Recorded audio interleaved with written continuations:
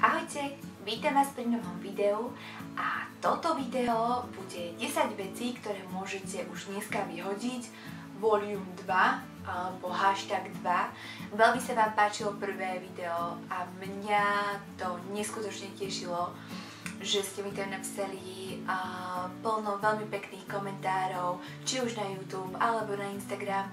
A takisto aj v reálnom živote proste som sa stretla s akože mojimi priateľkami, ktoré si ho tiež pozreli a inšpirovalo ich to.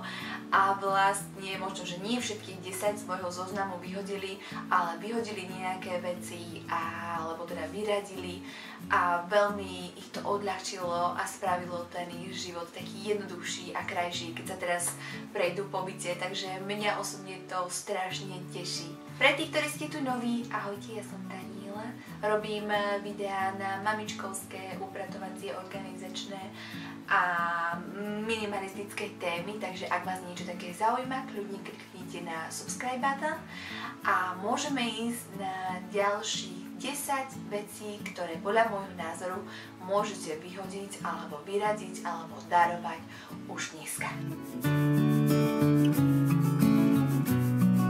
Letáky a meny do donáškových služieb a do reštaurácií.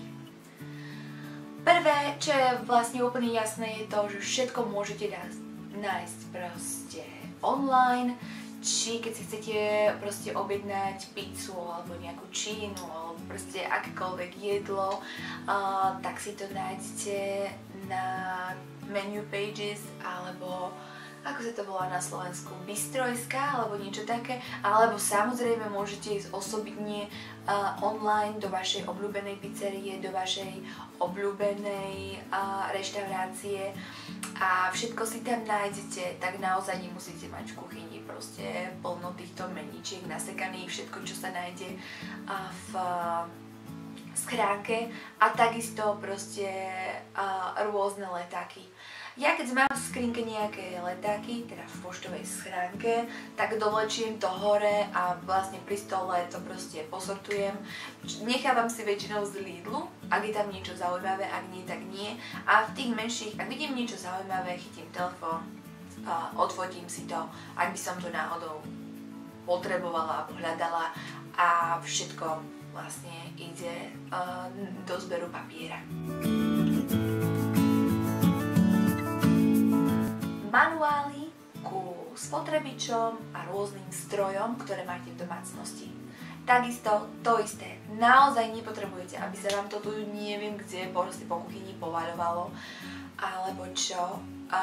Vždycky je to tak, alebo teda vo väčšine prípadoch je to tak, že my sa do toho manuálu aj tak nikdy nepozrieme, možno na začiatku, keď si ten spotrebič kúpime a potom už používaním vlastne už nemáme ako keby dôvod sa k tomu vrácať a hlavný point je ten, že všetko si nájdete online. Takže ja dúfam, že začneme tak viacej tie stromy šetriť a také veci ako manuály možno, že už ani nebudú musieť byť proste v spotrebičoch a v strojoch, ale bude tam link na nejaký odkaz, ktorý si vy vlastne skopírujete a pozriete si to a troška tú prírodu pošetríme. Krabice od topánok a krabice od elektroniky alebo veci, ktoré si kúpime.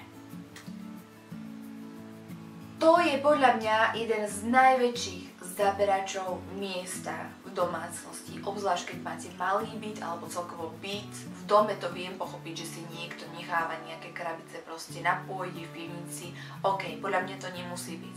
Poprvé, keď sa vám niečo pokazí a je to ešte v garancii a chcete to vrátiť do opravy alebo čo, tak aj tak to nesiete bez krabice. Proste tam nemusíte tú krabicu k tomu mať. Krabice si teda nechávajte, teda podľa môjho názoru, iba od takých vecí, ktoré viete, že je možnosť v budúcnosti, že by ste ich predávali. To sa napríklad týka nás, keď sme upgradeovali z nejakého akože slabšieho foťáka na vyšší, alebo teda vyššiu úroveň foťáka, či sa bavíme o foťáku, o telefóne, alebo o lenske, proste o takýchto veciach elektronických, ktoré viete, že sa budú dať ešte predať a že možno, že ich budete predávať, tak áno, vtedy si tie krabičky proste nechajte, lebo keď to predávate, stále je to lepšie, keď je to v tej krabičke. Ale inak všetko nech ide do papiera a recyklovať. Pera a fixy, ktoré nepíšu. Naozaj uvidíte, aký tu budete mať skvelý pocit, keď proste zakumulujete všetky písacie potreby, možno z celého vášho príbytku do jednej krabice a nájdete si ten čas s kúskom papiera a skúsite, ktoré píšu, ktoré nepíšu, ktorých máte 5 alebo 6 tých istých a normálne si to proste preriedite a ostane vám len tá kopa, ktorá naozaj píše a ktorá je použiteľná. Vyvarujete sa takisto tých nervov, že proste vyberáte si z pohárika péro, skúsite, toto nepíše, druhé nepíše. Bude to skvelé, nájdete si tú chvíľu a urobte to. Knihy, ktoré ste prečítali, alebo sa vám nepáčia a myslíte si, že ich ani nebudete čítať. V tomto ja som úplne vinná, lebo ja mám stále veľa kníh, nejaké som vyradila, ale mám veľa, ktoré som čítala a nemám zatiaľ to srdce a ich ako keby dať preč. Proste páčia sa mi vždycky, keď sa na nich pozriem, they bring me joy, to znamená, že ma to tak akoby zahreje na srdci. Takže čo sa týka, proste každý máme niečo, čomu sa venujeme, čo nás baví, čo nás teší, tak toho budeme mať viac. Ale ak knihy nie sú to vaše, tak kľudne ich podarujte alebo ich predajte na nejakom knižnom bazári a zase si ušetrite nejakú korunku na niečo iné. Ďalším bodom u mňa budú staré, začmudlené obedáre a obedáre, ktoré nemajú proste krytku. Tiež všetci si myslím, že sme prešli alebo v živote sme kúpili nejaký balík super plastikových obedárov, ktorých bolo, ja neviem čo, 40, niektoré takéto malinké, úplne akože nezmyselné a tak. Ale každopádne tie obedáre sa používajú, dávame ich do chladničky, nosíme si ich do práce a tak. A naozaj všetky, čo nemajú vrchnák, môžu ísť kľudne preč a takisto už niektoré také, ktoré proste sú už zničené, z myčky trocha zošúchané a tak, dajte si ich preč, odľahčite sa. Ďalším mojím bodom budú šálky, ktoré nepoužívate. Jedna moja známa / priateľka sa teraz nedávno sťahovala a mala 40 šálok. Ja to všetko chápem, lebo šálky sú strašne roztomilá vec, je to výborná vec, keď ako dar alebo tak.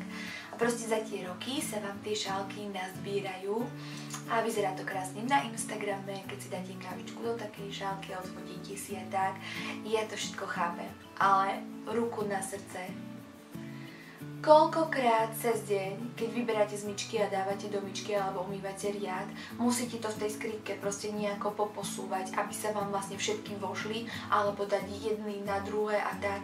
A v realite berete spredu prvé 4, 5. Ďalším mojím bodom budú kuchynské pomôcky a spotrebiče alebo náradie, ktoré naozaj nepoužívate. Že máte ten pocit, že áno, že niekedy sa to zíde. Ja za seba som tieto veci zedukovala, alebo teda ja som ani si niečo nekúpila, čo som vedela v svojej hlave, že nevyužijem. Napríklad ja poviem za seba, ako to je. Kde som spravila chybu, čo využívam a čo mám. Aké máme spotrebiče alebo také tie náradia v kuchyni, to môžete vidieť vo videu z kuchyne, ale každopádne ja mám smoothie maker. To je pre mňa základ, lebo to používame každý deň. Ďalej pre mňa úplne nevyhnutná vec k životu v kuchyni je ten krájač 3 v 1, čo je vlastne tyčový mixér, potom je normálny s metličkou, potom je taká nábodovka, ktorá má 2 proste nožíky a tam si proste môžete v tej nádobke hocičo sekať. To je pre mňa úplný základ a ešte mixér. To sú vlastne 3 veci, ktoré ja mám. Niekoľko, keď sme sa aj brali a tak, ľudia sa nás pýtali, či by sme nechceli nejaký taký veľký robot, čo miesi cesto, čo proste kraja to, robí to. A ja už vtedy som sa nad tým zamyslela a uvedomila som si, že ja by som to nevyužila. Proste by mi to stálo a proste by som to nevyužila. Na druhej strane som mala raz obdobie a chcela som pekáreň na chlebík a to sme v Írsku jedno obdobie mali, ale proste to nejako odznelo, prestala som mať na to čas a tak vlastne som ju predala na bazáre. Aby som neklamala, povedala som, že máme mixer. Áno, ten 3 v 1 Smoothie Maker mixer. No a vlastne my máme ešte toaster, ale ten už nie je taký často používaný, ako bol v Írsku, preto už mám špajzy a takisto mám taký ten zatvárací grill, ktorý mi vlastne nahradil grill, proste niečo na pečenie zeleniny a takisto som mala ešte ten toastovač taký zatvárací, kde sa to zapínatko zlomilo a ten som vlastne vyhodila, ale už som nový nekupovala, lebo som vedela, že to, čo robí ten zatvárák, mi spraví aj ten grill.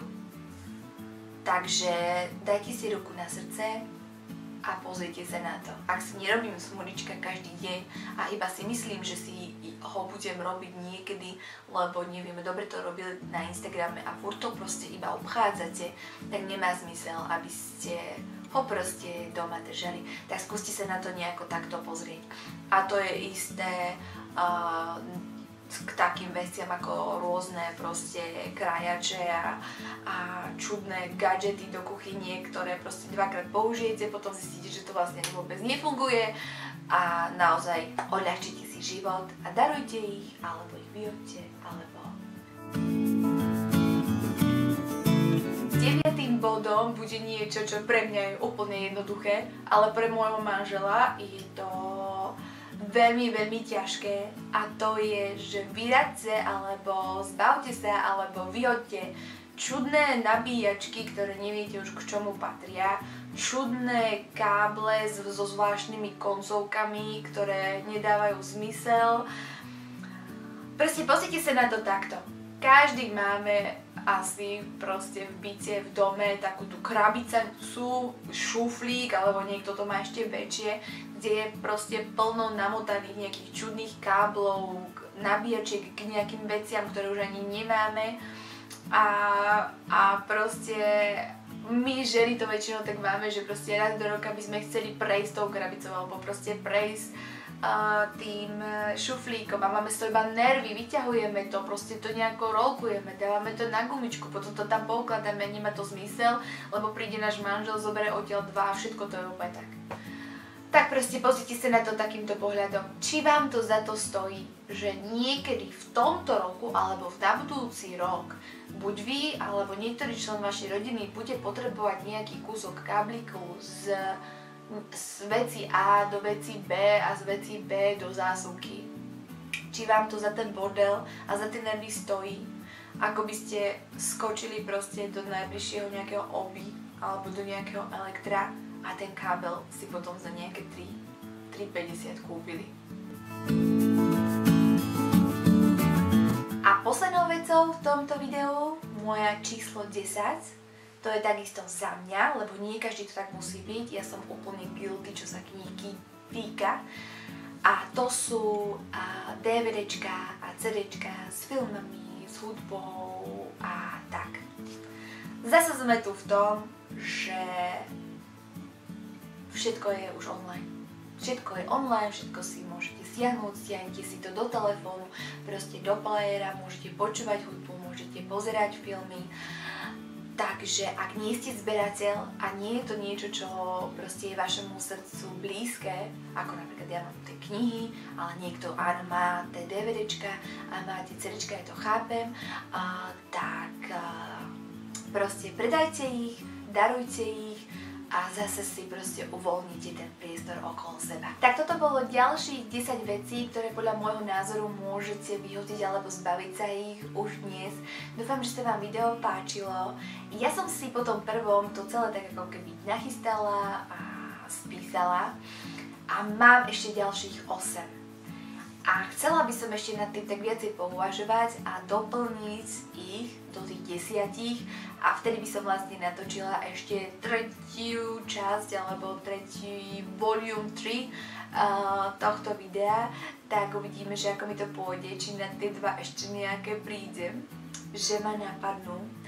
Každopádne dúfam, že sa vám video páčilo a znova vás inšpirujem a zjednodušíte si a odľahčíte si ten život a bude sa nám lepšie dýchať a proste bude to skvelé. Ja veľmi sa teším z každého vášho feedbacku, že vás to inšpiruje a že naozaj sa cítite lepšie, lebo ja sa cítim oveľa lepšie. Takže ešte raz ďakujem vám za pozretie tohto videa a uvidíme sa v tom ďalšom. Čaute zatiaľ!